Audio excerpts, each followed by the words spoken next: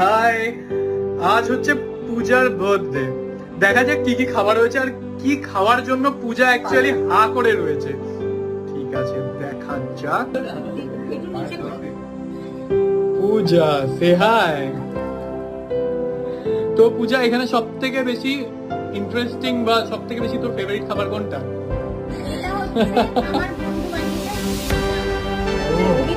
Wow,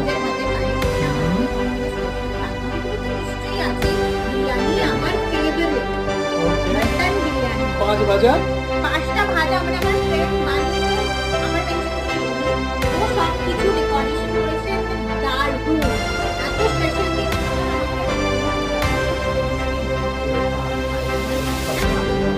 আর কে কে আছে এখানে?